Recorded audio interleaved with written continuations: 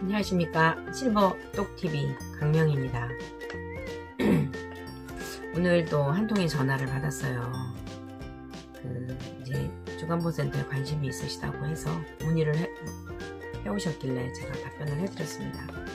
궁금하신 분 있으시면 연락 주시면 제가 언제든 답변해 드리겠습니다. 아는 범위 내에서.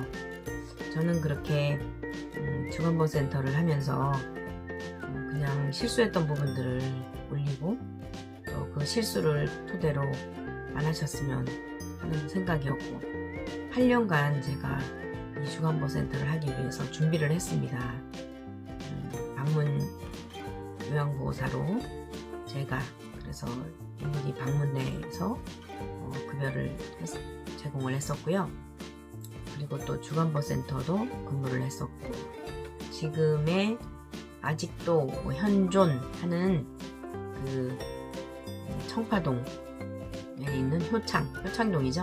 효창공원 앞에 효창 데이케어 센터 초기에 제가 창립 멤버였습니다.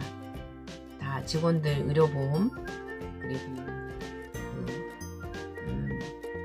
보유번호증 세무서 가서 신고하고 받아오고 굉장히 급하게 진행을 했었는데 그 당시에는 주간보센터 활성화를 위해서 서울시에서 서울형 데이케어 센터를 이렇게 권유를 해서 효창 종합사회복지관에서 거기도 역시 갑자기 하라고 해서 급하게 했고 저는 광고 전단지를 보고 가서 이제 면접시험을 보고 합격을 해서 출근하게 되었습니다.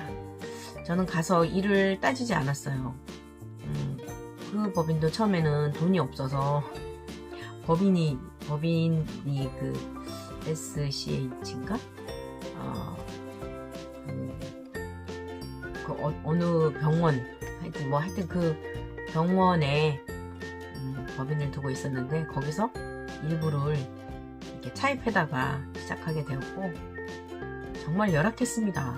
그 당시에 여러 가지 사연들이 많은데 그거는 혹시라도 이거 고발당할까봐 명예훼손죄로 고발당할까봐 저는 효창공원에 가서 어르신들 모집을 하러 갔어요. 장애우 여러분들이 모이는 장소가 항상 그 시간이면 그 전동 휠체어 전동차라고 그러나요? 그걸 타고 들었었죠. 그래서 그분들께 이제 권유를 하고 설명을 하고 그 당시만 해도 데이케어 센터가 뭔지 잘 모르시니까 설명을 해드렸죠. 그리고 이제 좀 거동이 불편해 보이시는 어르신 옆에 이제 같이 붙어서 이렇게 가면서 어르신 어디 다녀오세요? 이런저런 말씀을 나누다가 어르신 댁은 어디세요? 그러면 여기라고 말씀해 주시고 혹시 어르신 이렇게 학교처럼 이제 주간보센터에 대한 말씀을 드렸더니 우리 아들이 알아서 할 일이라고 말씀을 하시길래 제가 이제 안내지를 하나 드렸어요. 아드님이 이거 좀 갖다 드리시라고 그랬더니 이제 아드님이 직접 저희 사무실에 오셔가지고 등급 신청을 하고 가시고 등급이 나오고 그래서 어르신들을 모집하게 되었죠. 그것뿐만 아니고 병원 그 당시에는 그런 게 허용이 됐어요. 그 어떤 거였냐면은 이 보건소에 이제 구리비니까 구에서 운영하는 거다 보니까 신뢰가 많이 됐는지 보건소에 배너 광고를 좀 하게 해달라고 했어요. 그랬더니 그렇게 했다고. 그리고 대한노인회도 효창공원 안에 있어요. 거기 가서 제가 말씀드리면 회장님이 또 도와주시겠다고 해서 이제 사람 많이 모였을 때 와서 얘기를 하라고 이렇게 협조적이었어요. 제가 아마도 예뻐서 그랬나요? 그래서 가서 그렇게 말씀을 드리고 또 의원, 동네 의원 어르신들 많이 오시는 거 그때만 해도 잘 알려지지 않았어요. 서울시의 목표가 170개 정도 주간보센터를 이제 권장하고 그랬는데 그 당시 저희가 아마도 72호점 정도 됐던 것 같아요. 그 정도 선이었던 것 같아요. 그래서 이제 그 당시 많이 알려지지 않았기 때문에 그걸 많이 열심히 홍보를 했고 그리고 이제 병원에 이렇게 의원 같은데 그 리플렛을 만들어서 꽂아 놓으면은 그걸 보고 전화 오기도 하고 그리고 한 분의 어르신이 오셨을 때 그분께 자려드려서 주변의 어르신들 모시고 오라고. 교회 다니시는 분 정말 많이 잘 데리고 오세요. 그리고 이제 그분들한테도 그렇게 했고, 하여튼 지나가면서 뭐 가게 같은 데도 다 인사를 했어요. 그 주변에 제가. 그렇게. 그리고 또 주방에 선생님이 하루 근무하시는 게 나가셔갖고 자리가 비어서 제가 주방에 들어가서 밥도 했어요. 그리고 하루 노동 시간이 정해져 있었어요. 몇 시간까지 이상은 못해요. 그 당시에 16시간인가? 그렇게 가능했어요. 그래서 제가 오후에 그 요양보호사와 이제 운전도 제가 했어요. 운전도 하고, 스타렉스. 쉽죠. 저에겐 껌이에요. 장난감이에요, 저는. 스타렉스가 12인승. 그리고 또 영업하러 다녔고, 밥도 했고. 그러면서 제가 그 초기에 거기에 정말 헌신을 했습니다. 그러다가 이제 1년을 못 채우고 뭐 한 10개월 정도 근무하다가 나오긴 했는데, 저희 어머니 때문에. 이런 과정들이 여러분 지금 오픈을 준비하고 계신 분들이 상당히 많으시더라고요. 그분들이 궁금해하시는 부분에 어떻게 하면은 수급자를 모집하느냐, 이게 굉장한 저에게 많이 물어오시는 내용이었습니다.